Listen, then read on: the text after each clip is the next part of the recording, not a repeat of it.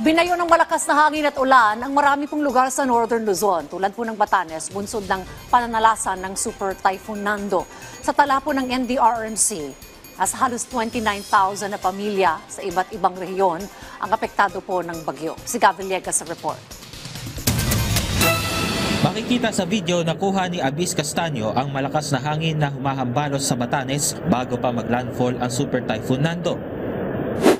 Sa video naman ni Rodel Lariote Gelsano, makikita ang paghampas ng mga malalakas na alon sa dalampasigan ng Santa Ana, Cagayan.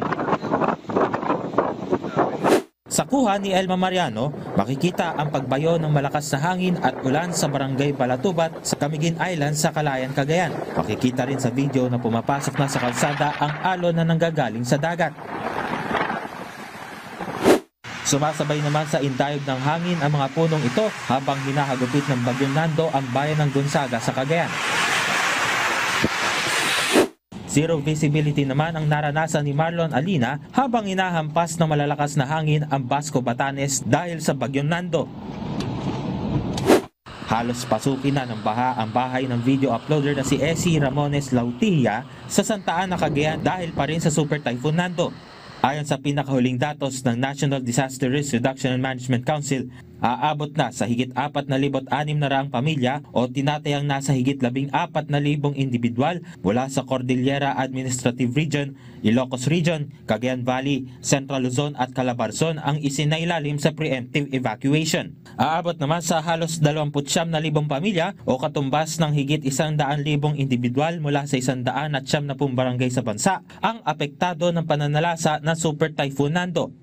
Aabot naman sa 187 pamilya o katumbas ng higit 500 individual ang nananatili ngayon sa 11 evacuation center. Aabot naman sa higit 170 pamilya o katumbas ng higit 700 individual ang pansamantala munang tumutuloy ngayon sa kanilang mga kaanak o mga kaibigan. Sa ngayon ay wala pang naitalang mga nasaktan sa pananalasa ng Super Typhoon Nando. Ayon kay Office of Civil Defense spokesperson Juni Santiago, tuloy-tuloy ang kanilang koordinasyon sa mga OCD regional offices at regional disaster risk reduction and management councils. As early as over the weekend, nakapag-preposition na tayo ng mga resources natin pagdating yan sa mga tao, no? Personnel for the search and rescue and operations, ganun din dun sa mga ating mga equipment, kasama yan, and then ganun din dun sa ating mga food and non-food items na nakapreposition. Sinabi rin ni Santiago na malakas ang hangin na hatid ng Super Typhoon Nando na magdadala ng storm surge o daluyong sa mga baybayin dagat at pwedeng makapinsala ng ari-arian. Hindi lamang ang mga direktang dadaanan ng Super Typhoon Nando ang babantayan ng OCD, gayon din ang mga lugar na maapektuhan naman ng southwest monsoon o habagat. Yung mga pag-ulan, no, doon sa mga rehiyon na hindi sakop nitong Northern Luzon, so that includes Central Luzon, ang Calabarzon, no, ang Southern Luzon, pati itong may Maropa, di ba, sa Visayas, no.